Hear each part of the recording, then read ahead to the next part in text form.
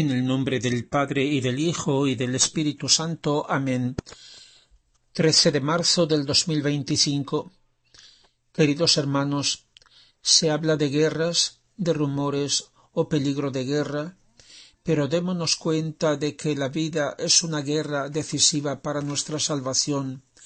Es la prueba de fidelidad a Dios, pero a menudo es una lucha contra el verdadero enemigo, el demonio, el mundo y la carne, que quieren separarnos de Dios. La Iglesia está viviendo el tiempo de su Cuaresma para prepararse a celebrar, o mejor dicho, a vivir con Jesús su obra de redención que culmina en el misterio pascual de su pasión, muerte y resurrección. El tiempo litúrgico de la Cuaresma es para compartir con Jesús su retiro de 40 días, como dice el Evangelio, que Jesús, después de ser bautizado en el Jordán, fue llevado por el Espíritu Santo al desierto, donde estuvo 40 días en ulterior preparación a su vida pública, privándose de todo, y allí fue tentado por el demonio. En el libro del Eclesiástico leemos: Hijo, si te presentas para servir al Señor, prepárate a la tentación. Y el apóstol Santiago el Menor dice: Dichoso el que soporta la tentación, porque una vez superada la prueba, recibirá la corona de la vida que el Señor ha prometido a los que lo aman. Que nadie, cuando es tentado, diga: soy tentado por Dios, porque Dios no puede ser tentado por el mal y no tienta al mal a nadie. Cada uno es más bien tentado por su propia concupiscencia, que lo atrae y lo seduce. Después la concupiscencia concibe y engendra el pecado, y el pecado, una vez consumado, produce la muerte. El Evangelio dice que el Espíritu Santo condujo a Jesús al desierto para ser tentado por el diablo, y que después de haber ayunado 40 días y 40 noches tuvo hambre. Entonces el tentador se le acercó y le dijo, etcétera, etcétera. ¿Cómo es que Jesús fue tentado por el demonio, que de tantas formas trató de desviarlo de su misión, de la voluntad del Padre? Y eso en varias ocasiones, incluso por boca del primero de los apóstoles, Simón Pedro, así como en el huerto de los Olivos. El demonio, en su soberbia y contra toda evidencia, no podía admitir que de verdad aquel hombre santo fuera el Hijo de Dios. Quería una prueba segura, y para tenerla debía de hacerle caer. Y el Señor le ocultó su divinidad, accesible sólo a quien tiene fe. De esa forma Jesús, junto con su madre, le han aplastado la cabeza, su orgullo. Así como también de esa manera el Señor se ha hecho cargo de nuestras pruebas y tentaciones, las ha compartido y las ha superado, para que también nosotros compartamos su victoria. Para separarnos de Dios, el demonio se sirve siempre de un engaño. Hace ver en las cosas, en las criaturas, una verdad, una bondad y una belleza separadas de Dios, sin Dios, como él pretendió ser. Así fue como lo hizo ver a Eva en aquel fruto cuando la tentó en el paraíso terrenal. Y la oración al Padre que Jesús nos ha enseñado literalmente dice: no nos introduzcas en tentación, mas líbranos del mal. La versión en español es: no nos dejes caer en la tentación. El mal no es la tentación, sino el consentirla y ponerse contra la voluntad de Dios, ofenderlo. Sentir la propuesta del mal no depende de nosotros. Aceptarla, sí. Sentir no es lo mismo que consentir. Escribe Luisa en su volumen 11: habiendo leído que el que no es tentado no es precioso ante Dios, y pareciéndome que desde hace mucho tiempo no sé lo que es la tentación, se lo he dicho a Jesús, y él me ha dicho: hija mía, quien está del todo en mi voluntad no está sujeto a tentación, porque el demonio no tiene poder de entrar en mi voluntad. y no solo, sino que él mismo no quiere entrar, porque mi voluntad es luz, y el alma ante esta luz conocería sus astucias y por tanto se burlaría del enemigo, que no quiere esas burlas, y le son más terribles que el mismo infierno, y de ellas huye lo más que puede. Intenta salirte de mi voluntad y verás cuántos enemigos se te echarán encima.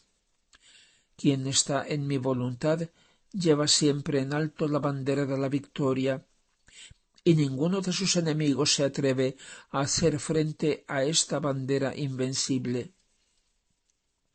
En el volumen 8 Jesús dice: en mi voluntad no entran aridez, ni tentaciones, ni defectos, ni inquietudes, ni frialdades, porque mi voluntad es luz y contiene todos los gustos posibles.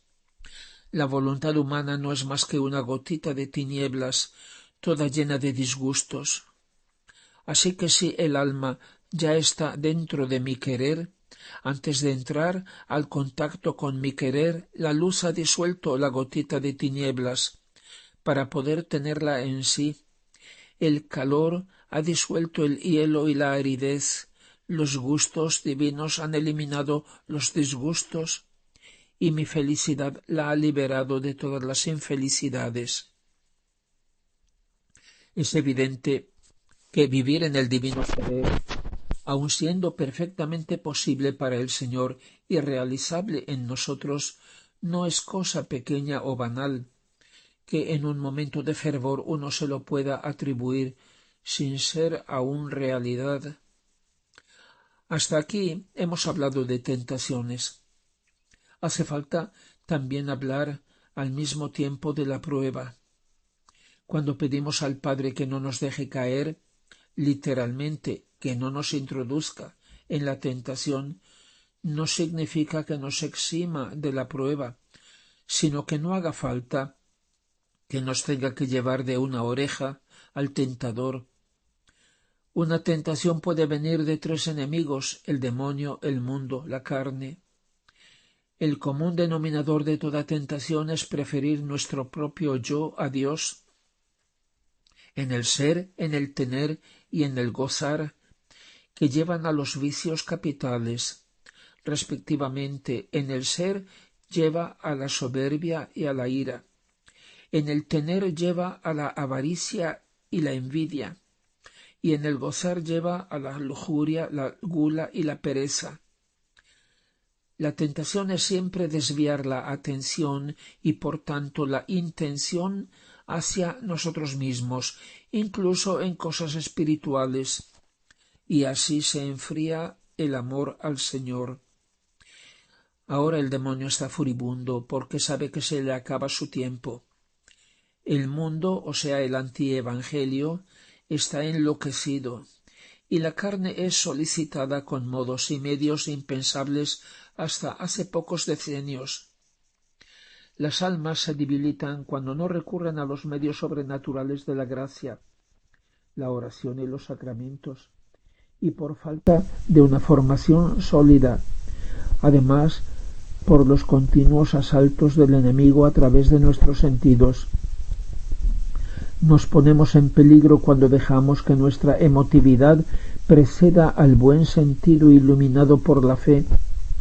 Por eso pidamos al Padre que no permita que el tentador nos engañe y que las tinieblas de nuestro yo nos absorban. No olvidemos que la asistencia y la gracia de Dios son un don concedido por pura benevolencia a criaturas pecadoras. Por tanto, pidamos con humildad y perseverancia. El Padre Celestial no defrauda ni abandona nunca a sus hijos. Hace ya un siglo que Luisa escuchó una voz del cielo que decía: firmeza, valor a los pocos buenos, que no se muevan en nada, que no descuiden nada, serán expuestos a grandes pruebas por Dios y por los hombres. Sólo la fidelidad no les dejará tambalearse y serán salvados. La tierra será cubierta de flagelos nunca vistos. Las criaturas quisieran deshacerse del Creador y querrán tener un Dios por su cuenta, y satisfacer sus caprichos a costa de cualquier matanza. Y no obstante eso, no logrando sus deseos, llegarán a las peores bestialidades. Todo será terror y espanto. Sin embargo, San Pablo nos dice que Dios es fiel y no permitirá que seamos tentados por encima de nuestras fuerzas, sino que con la tentación nos dará también el modo de superarla y la fuerza para soportarla. En el volumen 15 de Luisa, Jesús explica la petición del Padre Nuestro, que algunos, desatendiendo a la palabra del Señor y a su divina enseñanza, ahora han querido cambiar. Y si dije, y no nos dejes caer en la tentación, ¿cómo podía Dios dejarlo caer en tentación? Porque el hombre es siempre hombre, libre de por sí, porque yo nunca le quito los derechos que le di al crearlo. Y él, asustado y temiendo de sí mismo, grita tácitamente, ruega sin decirlo con palabras: danos el pan de tu voluntad para poder rechazar todas las tentaciones, y mediante este pan líbranos de todo mal, así sea. Dios no puede tentar al mal, no puede tentar para que el hombre haga el mal, pero Dios puede inducir, llevar o conducir adentro. Eso significa la palabra inducir, que no es lo mismo que dejar caer en la tentación, ya que a menudo en la prueba querida por Dios para premiarnos se entromete, se mezcla la tentación querida por el demonio para arruinarnos. Así fue en el paraíso terrenal a nuestros primeros padres. No nos lleves a la tentación. Es una súplica humilde, pidiendo al Padre que no deje que el tentador nos engañe, que no haga falta que nos lleve ante él, que si es posible nos evite la tentación, si es posible que aparte de nosotros ese cáliz. Y aquí se ve claro cómo esa palabra del Padre Nuestro coincide con la súplica de Jesús en el huerto de los Olivos. El concepto es muy diferente de lo que algunos ahora dicen: no nos abandones, un concepto que ignora el valor providencial de la prueba, de su valor y de su necesidad. Dios puede inducir a la tentación y lo hace, pero no nos puede abandonar. En la carta a los Hebreos dice: no te dejaré ni te abandonaré. Jesús en la pasión quiso sentir el abandono que nos habríamos merecido, y por eso dijo con una gran voz en la cruz: Dios mío, ¿por qué me has abandonado? Para evitarnos ese dolor supremo, pero ha querido darnos luz sobre esta aparente contradicción cuando en las horas de la pasión leemos: tú ya estás cerca de la muerte, las mismas penas tan fieles a ti van a dejarte, y entre tanto, después de tanto sufrir, ves con inmenso dolor que no todas las almas quedan incorporadas en ti, sino que muchas se perderán, y sientes su dolorosa separación al separarse de tus miembros, y tú, debiendo satisfacer a la divina justicia también por ellas, sientes la muerte eterna de cada una, y las mismas penas que sufrirán en el infierno, y gritas fuerte a todos los corazones: no me abandonéis, si queréis más penas estoy dispuesto, pero no os separéis de mi humanidad. Ese es el dolor de los dolores, es la muerte de las muertes. Todo lo demás sería para mí nada, si no sufriera vuestra separación de mí. Piedad de mi sangre, de mis llagas, de mi muerte. Este grito será continuo en vuestros corazones. No me abandonéis. Jesús también en la cruz es siempre Dios. Cuando dice: no me abandonéis, Dios no abandona a sus criaturas, somos nosotros los que le abandonamos. La Santísima Virgen dice en el libro la Virgen María en el reino de la divina voluntad. El cuarto día. La prueba es bandera que dice victoria. La prueba pone en seguridad todos los bienes que Dios quiere darnos. La prueba madura y prepara al alma a hacer grandes conquistas. Y yo también veía la necesidad de esta prueba, porque quería atestarle a mi Creador para corresponderle por tantos mares de gracias que me había dado, un acto mío de fidelidad, que me costase el sacrificio de toda mi vida. Qué bello es poder decir, me has amado y te he amado, pero sin la prueba nunca se puede decir. Y poco más adelante añade, ante tantos bienes que Dios le había dado a Adán para recibir de él un acto de fidelidad, le ordenó que no tocara un único fruto de tantos que había en aquel Edén terrenal. Era la prueba que Dios quería para confirmar su inocencia, santidad y felicidad, y para darle el derecho a reinar sobre toda la creación. Pero Adán no fue fiel en la prueba, y no siendo fiel Dios no pudo fiarse de él, y por eso perdió el mando, la inocencia, la felicidad, y se puede decir que puso al revés la obra de la creación. Por último, nuestra Madre continúa diciendo en este capítulo de su libro: «Cómo quiero que imites a tu mamá. Te pido como madre que nunca le niegues nada a tu Dios, aunque fueran sacrificios que duraran toda tu vida. El no moverte nunca en la prueba que Dios quiere de ti, tu fidelidad reclama los proyectos divinos sobre ti.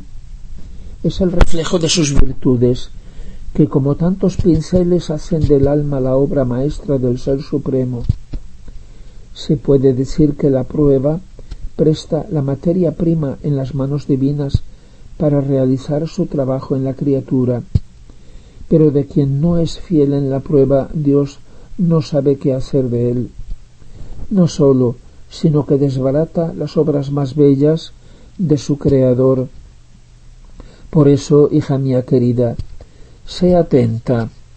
Si eres fiel en la prueba, harás feliz, más feliz a tu mamá. No me tengas preocupada, dame tu palabra, y yo te guiaré, te sostendré en todo como a hija mía. Gloria al Padre, y al Hijo, y al Espíritu Santo, como era en el principio, ahora y siempre, y por los siglos de los siglos. Amén.